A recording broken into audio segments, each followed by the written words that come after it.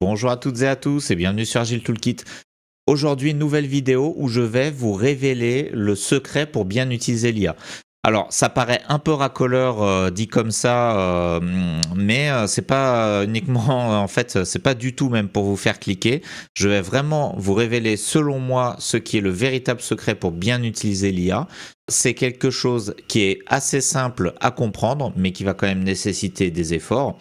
Et donc je vais vous l'expliquer de suite. Et cette vidéo, elle va aussi introduire une nouvelle série de vidéos et je vous en parlerai à la fin. Mais voilà, tout d'abord ici cette petite illustration. Donc c'est un mème internet I have no idea what I am doing avec un chien sur un ordinateur devant un ordinateur qui tape au clavier, qui ne comprend pas ce qu'il fait. Donc j'ai pas trouvé la source originale. Bon, j'ai pas pris beaucoup le temps de chercher. Bon, c'est une image assez connue. Et ça illustre bien, je trouve, le problème, c'est-à-dire qu'il y a beaucoup de gens qui utilisent l'IA sans vraiment comprendre ce qu'ils sont en train de faire. Et donc, et qui du coup l'utilisent mal et n'arrivent pas à obtenir vraiment ce qu'ils voudraient. Voilà, ce petit chien est très rigolo, très mignon, je trouve. Bien sûr, donc c'est sans, on respecte ceux qui ne savent pas utiliser l'IA. Tout le monde a débuté. Moi aussi, j'ai débuté au départ. Je galérais avec l'IA, donc il y a aucune moquerie par rapport à ceux qui ne sauraient pas encore utiliser l'IA. Tout s'apprend, c'est comme tout. Et il y a encore peut-être 2 ans, j'étais complètement débutant et j'ai tout découvert plus ou moins par moi-même en faisant des tas d'erreurs au début, mais c'est pour ça que je vous le partage maintenant pour vous faire gagner un petit peu de temps. Donc, alors le secret, cette vidéo, ça va être très simple. Donc il n'y a qu'un seul slide, celui-ci, donc je vais vous l'expliquer. En fait, la première chose qu'il faut comprendre, c'est que l'IA, c'est un outil. Un outil, donc là j'ai représenté ça par un couteau suisse, parce qu'il a une caractéristique, c'est que c'est un outil qui peut faire énormément de choses. Une grande diversité de choses, générer des images, générer des textes, lire des textes, générer du son, lire du son, programmer, etc. Donc c'est pour ça que c'est l'idée du couteau suisse. Donc c'est vraiment un outil très sophistiqué. Mais malgré tout, ça ne reste qu'un outil. Et un outil, c'est fait pour être utilisé par un utilisateur, un être humain. L'IA n'a pas une autonomie, même si parfois on peut avoir l'illusion que l'IA a une autonomie parce qu'on donne un prompt très synthétique et l'IA arrive à nous produire quelque chose, par exemple à nous développer une application avec quelques lignes de prompt, ça c'est possible. Mais malgré tout, c'est parce que si l'IA y arrive, c'est soit parce qu'on a demandé quelque chose de très classique qui est déjà connu par l'IA et qu'elle sait très bien faire, ou alors parce qu'on a écrit un très bon prompt, très clair et très synthétique, que l'IA arrive à faire ce qu'on veut. Mais tout dépend quand même de l'utilisateur et de comment il va utiliser cet outil. Donc ça c'est vraiment très important à comprendre, même les IA agentiques. Même si on programme des agents, finalement les agents, on peut avoir l'illusion que ça fonctionne en autonomie, mais en réalité c'est pas si autonome que ça, je pense. Alors j'ai pas fait beaucoup d'expérience avec l'IA agentique, donc ça mériterait d'être fait, mais j'ai le sentiment qu'il faut quand même toujours contrôler un minimum, recadrer, sinon ça devient c'est hors de contrôle et on n'arrive pas vraiment à obtenir ce qu'on veut. En tout cas, mettons les agents de côté, mais pour le reste, pour tous les autres use cases, là, j'ai pas mal testé. Il faut vraiment l'utiliser comme un outil. À mon sens, c'est la clé de la réussite et pas quelque chose qui va nous faire le travail à notre place sans aucun contrôle. Il y a toujours besoin qu'on y mette quelque chose. Alors, c'est un outil très puissant qui démultiplie nos capacités de programmation, nos idées, etc. De même qu'une voiture, elle démultiplie notre vitesse. Donc, si on va dans une voiture, on avance beaucoup plus vite. Mais il faut quand même la piloter, il faut quand même qu'on décide où on va. Et voilà, donc ça ne se fait pas tout seul.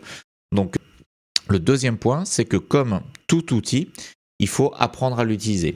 Il faut passer du temps. Pour comprendre comment fonctionne cet outil, donc il y a plein d'aspects. Comment écrire un prompt, ça c'est ce qu'on appelle le prompt engineering.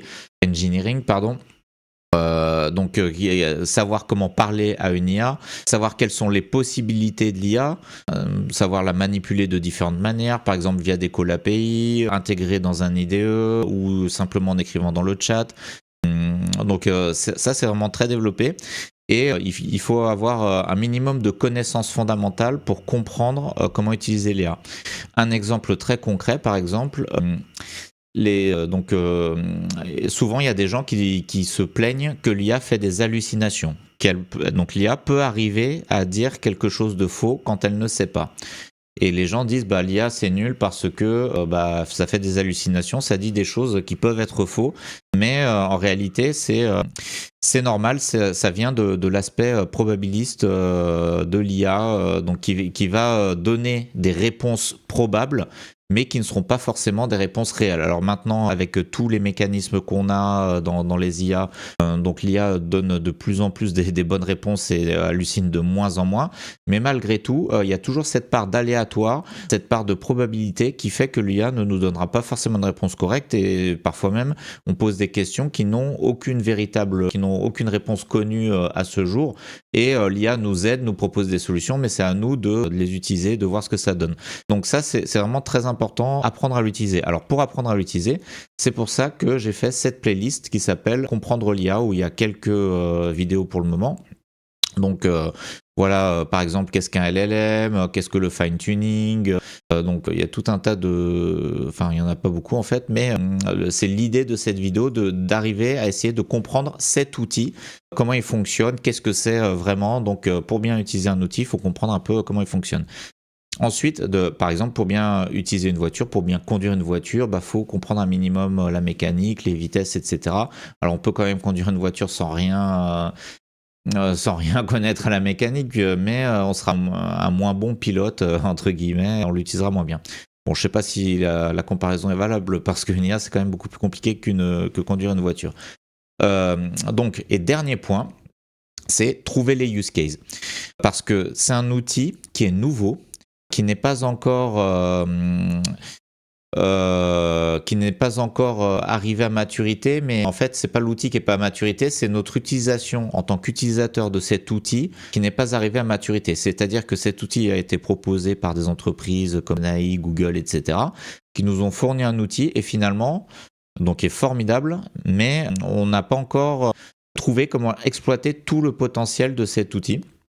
Parce qu'il peut faire tellement de choses, il faut le tester avec tout un tas de choses. C'est comme si par exemple, c'est comme si on était à Top Chef, on arrive dans le garde-manger où il y a toute la nourriture, mais on n'a aucune recette en tête, parce qu'on serait... alors dans Top Chef, c'est que des cuisiniers professionnels, mais imaginez, vous arrivez dans les cuisines de Top Chef, vous n'avez jamais cuisiné de votre vie, vous avez des tas de possibilités, donc tout le matériel, tous les ingrédients, tout ce que vous voulez, mais vous ne connaissez aucune recette. Et bien là, il va falloir... Donc vous avez vos outils, c'est les outils de cuisine et les ingrédients.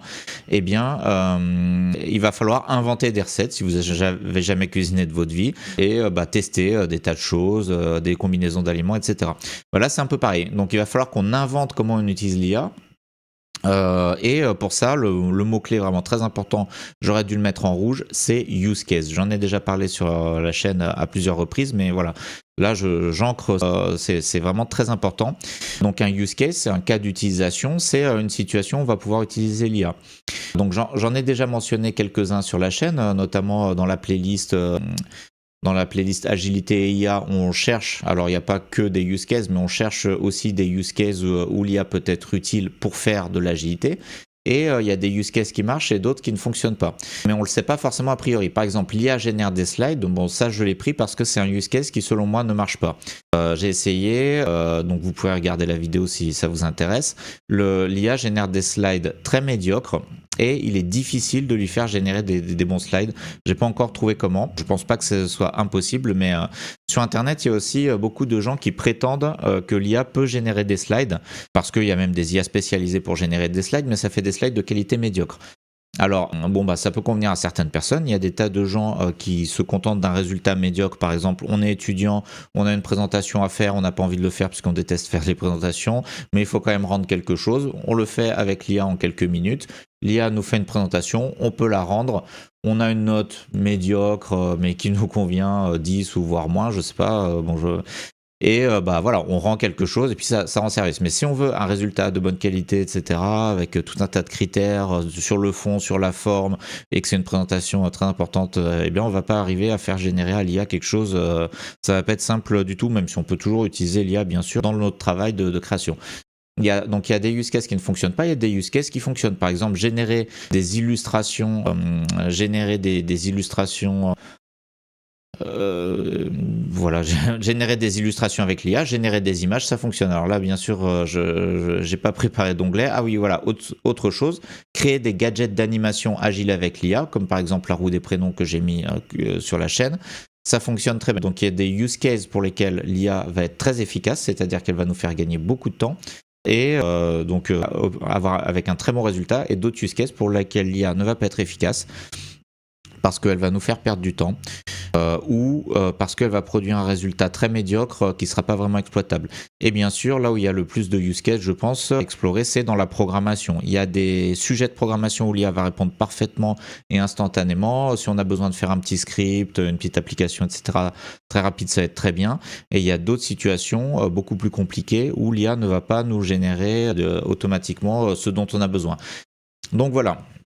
Donc ça, c'est véritablement le secret. Considérer l'IA comme un outil, apprendre à utiliser cet outil et trouver les use cases pour lesquels cet outil est efficace. Alors les use cases, ça s'apprend aussi. Donc on peut soit les trouver de soi-même par rapport à son propre métier, donc ce que je fais moi pour l'agilité, soit vous les trouvez ailleurs. Sur ma chaîne, vous allez trouver certains use cases, ceux que j'ai testés, que je vous partage. Puis il y a certainement plein d'autres chaînes qui partagent tout un tas d'expériences avec l'IA et que vous pouvez aussi consulter. Mais il y a tout un catalogue, c'est un outil qui va prendre des années à être appris par tout le monde pour en tirer le plein potentiel, je pense. Jusqu'à ce que tout le monde soit parfaitement fluent en IA. Et voilà. Donc ça, ce sont les 3 points. Et donc, ça introduit une nouvelle playlist. Alors voilà, vous voyez le fond bleu, c'est la nouvelle couleur que j'ai choisie. Je ne sais pas si c'est tellement esthétique. Là, c'est peut-être un peu criard, mais bon, voilà, j'ai fait cette présentation très rapidement. Donc, dans cette nouvelle playlist Use Case IA, ce que je vais faire, c'est que chaque vidéo correspondra à un use case qu'on va tester. Donc la plupart du temps des use cases qui marchent, parce que si ça marche pas, c'est moins utile, mais parfois des use cases qui ne marchent pas aussi. Je vais vous expliquer ces use cases, comment utiliser l'IA afin d'en tirer le plein potentiel et que ça vous fasse des choses relatives à ce use case qui vont vous faire gagner du temps. Voilà, ça va être une petite collection de use cases, donc je ne sais pas encore quels seront les premiers use cases que je vais présenter, mais en tout cas, c'est l'objectif de cette playlist. Bon, je suis sûr qu'il y en aura plein. J'ai plein d'idées, j'en ai déjà présenté plein dans les autres playlists, donc on va essayer un peu d'organiser tout ça, de formaliser, avoir un catalogue de use cases dans lequel vous pourrez piocher, comme une formation, un catalogue de mini-formations qui vont durer à chaque fois quelques minutes. Et voilà, donc d'ailleurs, si vous avez des idées, des use cases précis, si vous avez des demandes de use cases, si vous avez quelque chose à faire avec l'IA et que vous n'arrivez pas à le faire, vous pouvez me le demander en commentaire, je regarderai ce que je peux faire, ou alors si vous connaissez des use cases qui fonctionnent déjà, et qui sont assez originaux, eh bien n'hésitez pas à le dire en commentaire. Et je m'en saisirai, je me les approprierai, j'essaierai de les tester, de les partager en vidéo. Merci pour votre attention, à très bientôt pour de prochaines vidéos.